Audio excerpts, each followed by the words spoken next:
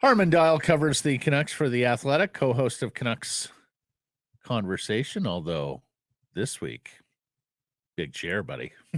Freed of Quadrelli. You and Irf. How we doing? Doing great. How are you guys? Fantastic. Yeah, good. You went to the game last night in the stands, did you? Yeah, it's probably been the first time in almost 10 years, probably. I had some friends, one of my best friends in town. They had tickets and they were like, please just come with us. And in the past, I've turned it down. Um, but I was like, why not? I have to watch this game anyway. So it was pretty funny. They were giving it to me a little bit for like, we were all obviously watching the game, but I still had my phone out taking notes and making sure that I remember things for the podcast and this hit.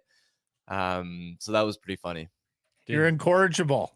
I was going to ask, did split power plays look any better at ice level or make any more sense from the seats? I mean, it's funny because heading into it, I thought to myself, I don't think this is going to work long term. I'm not the biggest fan of split power plays, but for a couple nights to try and shake something up, I didn't hate the idea. Um, and you ran into a situation where obviously the Miller unit, great setup for Brock Besser. It's so much space in the bumper. I think there was definitely some sort of breakdown there for the Penguins. You get that goal, but when you look at, for example, the Elias Pettersson unit, I don't think that they generated a ton. So, I mean, look, you can't complain when you get a power play goal, especially because Pittsburgh gets a power play goal, but then they also get scored on shorthanded by JT Miller. So the Canucks sort of won the special teams battle there. Again, I'm not convinced that it's a sustainable long-term answer, but at least the Miller unit was generating some chances and ultimately scored a goal as well. What did you make of Miller last night, Harm? Just a monster. This is probably the best stretch he's played as a Vancouver Canuck, which says a lot because he's played a lot of quality hockey since he's come out to the West Coast here. He's just a monster in every way possible. How he's driving offense, all the defensive zone starts, went up against Sidney Crosby last night and generally held his own. Um, Playing shorthanded now as well. The play that he had to give himself the breakaway in the first place, where Pettersson sort of tipped the puck into space, Miller sort of gets it into midair, then bats it past Chris Letang to set himself for the breakaway, and then the snipe that he has—that's an unbelievable solo effort. To bail the Canucks out in a situation there where they've been taking a lot of penalties and discipline is becoming an issue. So to have Miller coming there to save the day was unbelievable. I love the chance later in the game from the Rogers Arena crowd, well deserved. And it's not just the offense that he's driving, what he's doing for the line, what he's doing, on the PK or all the points. Energy wise, passion, the fire. He's the type of player that brings you oomph every night, has a little bit of an FU in his game, and that matters going into the playoffs. You need players that play on that edge, play with that hardness, play with that grit, play with that determination. And so he really is putting the team on his back right now because there aren't, I think, enough other pieces throughout the lineup that are firing on all cylinders. Well, on that file, then, two follow-ups. Number one, our poll question: has JT proved you wrong? Did you expect all of this, Harm? And then I'd like to get into a little bit more of who needs to pick it up. Yeah, JT's proven me wrong. Absolutely. If you go back just over a year ago, right before Rick Tocchet came in, this is a player that was mightily struggling at even strength. He was still picking up his points on the power play, but he was being eviscerated for his two-way play, the turnovers, the lackadaisical back checks. Overall, his ability to control play as a centerman at 5-on-5 was very much in doubt. And I remember in December 2022, one day sort of walking into the locker room with the media group, and he was about to do a scrum, and he sees us, and he sort of chuckles, and this was a game where he was going to go back at center after he'd spent some time on the wing, and he chuckles and goes, "I can play center, even though no one in this room believes I can." And I think he was aware of the noise that people in the market were doubting his ability to drive play as a bona fide top line centerman, and he's absolutely proven a lot of us wrong with how unbelievably well he's played. Not just, again, the power play production, but tops 10 or so in 5-on-5 scoring as well. The Canucks goal differential at 5-on-5 when he's been on the ice is through the roof. I think before the Pittsburgh game is 51-28, which you compare that to last year. I believe the Canucks were in negative territory during his even strength shift. So he has absolutely proven me wrong. Needs to rub off on a few others, though, and it's pretty evident from the coach who continues to name drop him every post game, and it feels like a plea for help. And, the timing is interesting, too, with just all the Pettersson noise in this market, and people want to see Elias Pettersson take this team on his back and do some of the things that JT Miller is doing. It's not just Pettersson, and I thought Pettersson had some moments last night. That sequence on the wraparound, and then when he stuck with it and lifted the stick over Eller and got his own rebound, like if he had scored there, place would have popped. Obviously, that shift that led to the Höglander goal as well. But Elias Pettersson, they need more from him, but they really need to get Elias Lindholm figured out and get him moving in the right direction as well. For sure, especially if he's playing in a third line role where he's getting softer matchups. Last night, for example, the Canucks didn't register a single shot with Lindholm on the ice at 5-on-5. That's unacceptable to me. And look, I get it.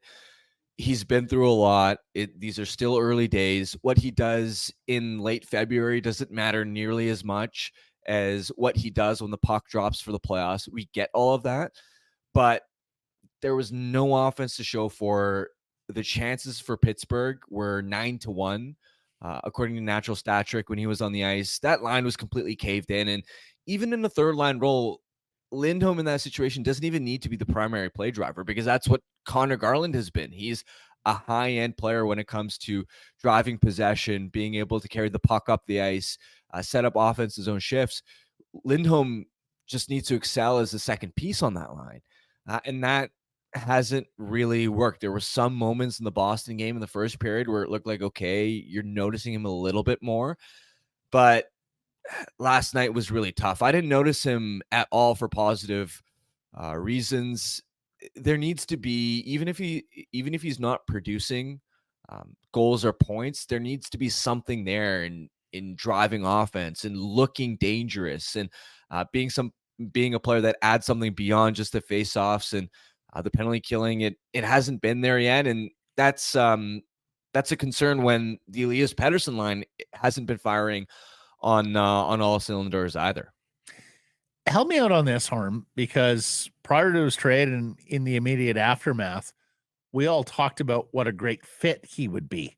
A right-handed guy who can play center, who doesn't need the puck to generate offense, can be the finisher and not necessarily the creator. We all thought he's going to be wonderful on the power play and fit in beautifully next to Elias Pettersson. What's happened there? How come it hasn't worked out the way we all thought? Well, I think more or less we're getting the player that we saw in Calgary. And I think the idea when the Canucks traded for him was thinking that as the quality of his line mates improve, because in Calgary, for instance, he spent right before he's traded, for example, he was with Sharon Govich and a struggling Huberdeau. You're thinking, okay, if he's now with an elite playmaker of Pettersson or Miller's caliber in a complementary role, he should pop off considering his success in 2021-22 when he scored 42 goals alongside Tkachuk and Gaudreau. And we're still waiting for that player to reemerge because when you look at what Lindholm has been for much of the season, Flames fans really weren't pleased. And I know he'd been an all-star, but I think that was more like Blake Coleman had a better season. But the NHL, considering his name brand value and the sponsorship aspect, they're going to bring Elias Lindholm instead of Blake Coleman to the All-Star game. And even in Calgary, he wasn't really driving play. And his point production, considering he was playing top line minutes and top unit power play, was pretty pedestrian. So I think we're at a point where we just haven't seen the flip switched yet, where, okay, this is a better environment in Vancouver. You want him to be more impactful. I think part of it might also be that when Lindholm got a shot to play with Pettersson, I don't think Pettersson was on top of his game. I don't think he was playing at his best. And that has to be part of the logic for Lindholm to be successful is when you look back at the tape of how he scored so many goals when he was a 42 goal scorer, it was hanging out in that high slot area, being a trigger man, scoring a lot of goals in the way that Brock Besser has when JT Miller sets him up. Well, when Lindholm and Pettersson were playing together, Pettersson wasn't setting up enough of those chances, I believe. Now, part of the onus is also on Lindholm wasn't noticeable enough and also elevating Pettersson, but I do wonder if Elias Pettersson gets going at some point down the stretch here, when we see him playing at a superstar level that we know he's capable of, then can we see them perhaps reunited and we start to see Lindholm look more dangerous as a shooter and as a complementary piece, especially in that slot area.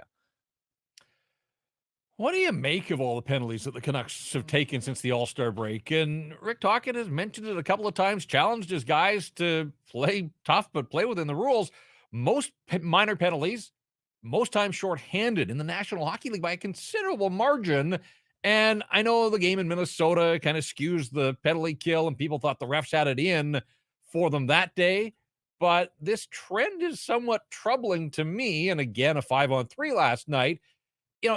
The penalty kill has been better of late, but it saps the energy. It parks guys that you want out there on the ice, on the bench for long stretches. Way too many penalties, and it just doesn't feel like Tocchet's getting the reduction that he's asked for. Well, part of it is blue line construction. I remember when Nikita Zadorov was acquired, I was fully supportive of the move, but one of the potential weaknesses that I brought up that you had to be mindful of is the last 3 years, Zadorov, Myers, Cole, and even Carson Soucy, for that matter, were all among the worst defensemen in the NHL at taking penalties. Now, you look at the data this year, which players have the worst penalty differential in the NHL, which speaks to how many penalties you've taken versus how many you've drawn. Tyler Myers is worse in the NHL. Nikita Zadorov is in the bottom 5, and Ian Cole is bottom 10.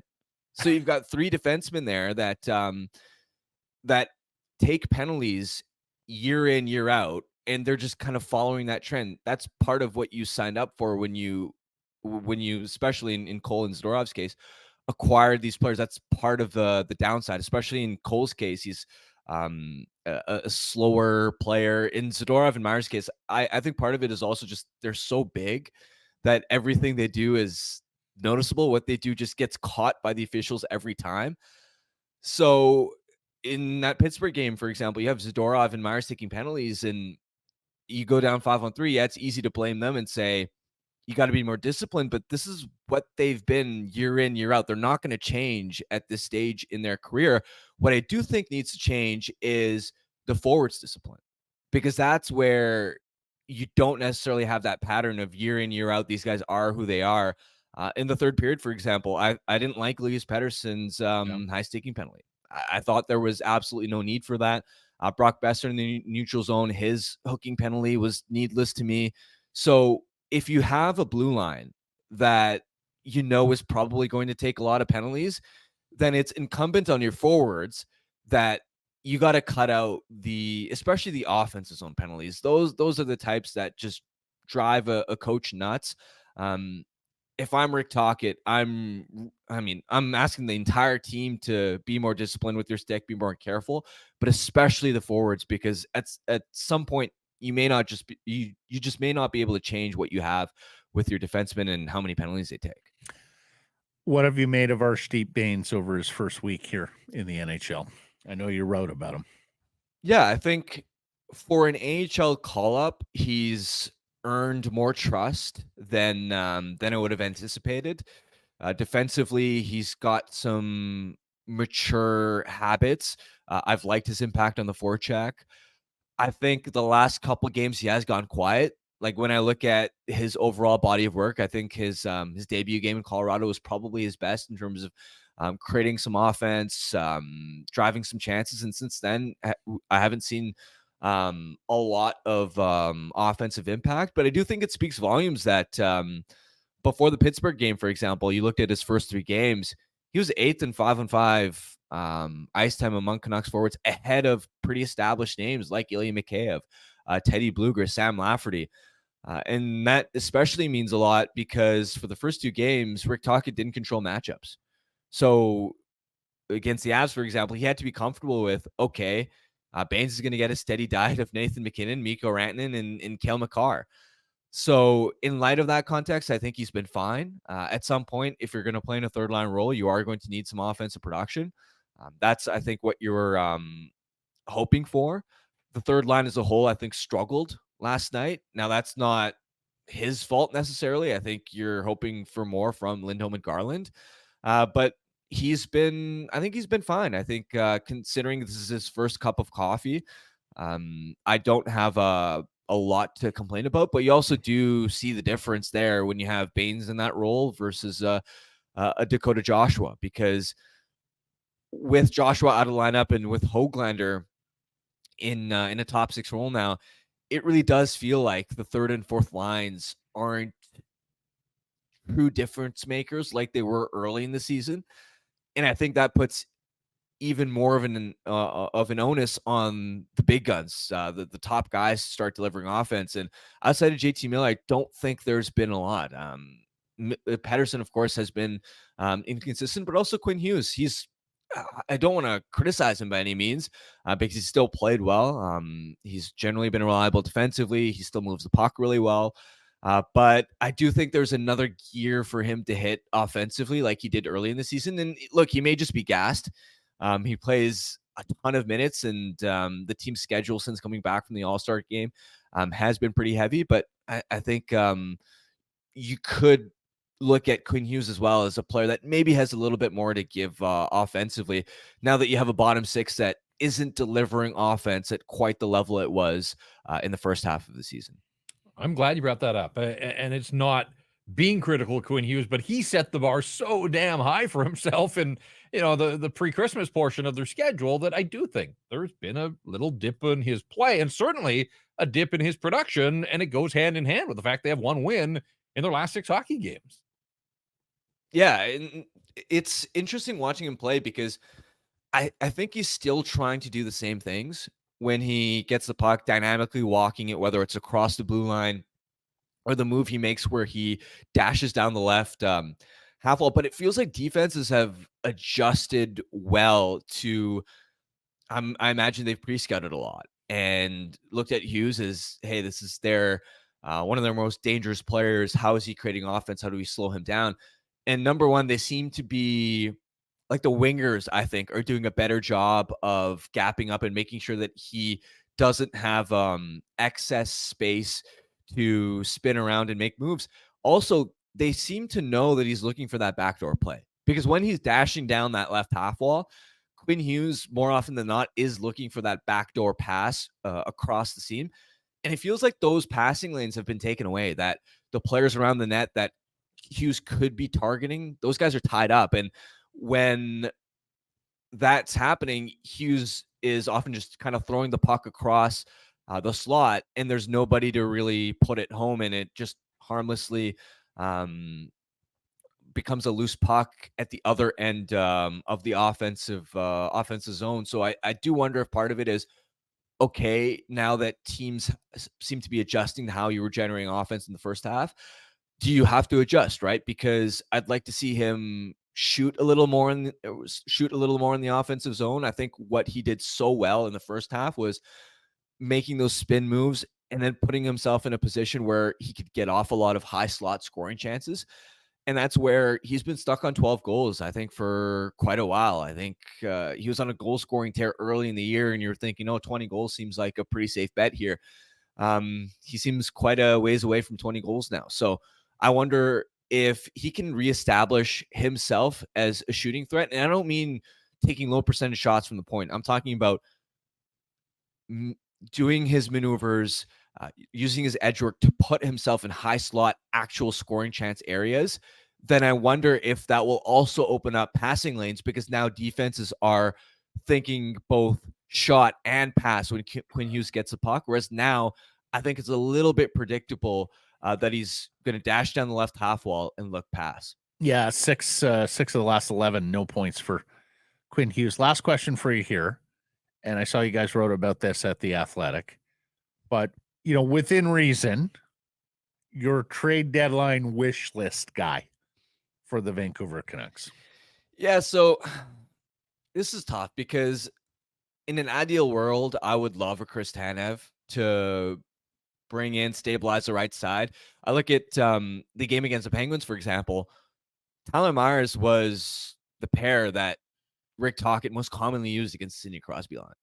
And for as fine as I think Tyler Myers has been this season, I don't know how comfortable I feel about the idea that this coaching staff may want to use him in a matchup role come playoff time. And when you bring in somebody like Tanev, we're of course also speaking about we know that he loved his time in Vancouver, that he'd probably be open to an extension, and so you could see like this could be a solution not just for this season, but beyond this season. But then you get into acquisition costs, it being a potential bidding war. Could the Flames get a first round pick? And as much as I love Chris Tanev and as much as he is on my wish list, for the acquisition cost, I don't know if I want to give up all those assets. Look, if it's a second round pick and something else, then maybe I can be convinced if I know that I'm going to get him at a reasonable extension. But if it's going to cost me a first round pick, I don't know if I want to make that deal. It's the same sort of thing when I look at the forward group, because with Lindholm not quite finding his fit right now, I think this team needs another top six difference maker. You're in a situation right now where Dakota Joshua is your only top 9 injury, and you're leaning on Ilya Mikheyev in a top 6 role. You're leaning on Pia Suter in a top 6 role. You're also leaning on Nils Höglander in top 6 role, and Höglander's played pretty well. But if he's in your top 6, then that means he's not driving play in your bottom 6, which means you're less deep as a team. So yeah, I'd love another forward, but again, at what price point? That's what I keep coming back to, especially if I don't love the idea of going big on another rental. So if I am looking at, okay, within my means, I'd be looking at a depth, either a fourth liner or a defenseman. I like the idea of a Brandon Duhaime that Frank Saravalli brought up, just because I think the fourth line, even though they did allow a goal, they started to look better in terms of having some heavy offensive zone shifts. But I still think there's a missing element there where PDG started the season strong and he was always so noticeable for his forechecking. I think he's quieted, and while I don't mind him as a depth forward, as a 13th or 14th guy heading into the playoffs, I don't know if I love him as an everyday fourth liner, just because I don't think there's enough of an identity there. He doesn't bring enough of a spark. And I look at Vegas, for example, in the playoffs, that fourth line, when they had a Keegan Kolesar or Nick Waugh, it gave them an identity. It gave them energy. It gave them something every night. And it feels like in too many games of this last month that the fourth line hasn't been able to give them much of anything. It's like they step on the ice and you're just hoping that they don't get scored on. And I don't think that's going to cut it for the playoffs. And that's where Brandon Duhaime, he can kill penalties. He's been doing that in a massive role for Minnesota. He's really well liked in the locker room. He's fan favorite over there. Michael Russo and Joe Smith did a piece over there where all the wild players were just chirping him, making fun of him because he is such a well-loved guy. He brings some speed, he brings some energy, some jam. Like, he's going to be noticeable and give you a spark on that fourth line, I think. Grady tells me you were a Sammy Blais guy before this interview, that you've been banging the drum for Sammy Blais.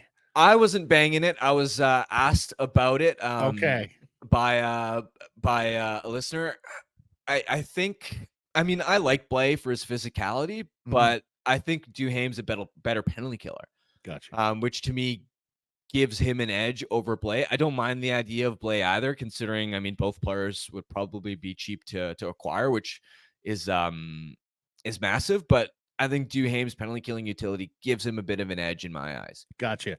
I'll say this: if they get a guy who was like PDG for the first 8 games of the season, that could cure a lot of ills, because that was a puck retrieval specialist there for a couple of good offensive players and allowed them to get that balance across the 4 forward lines.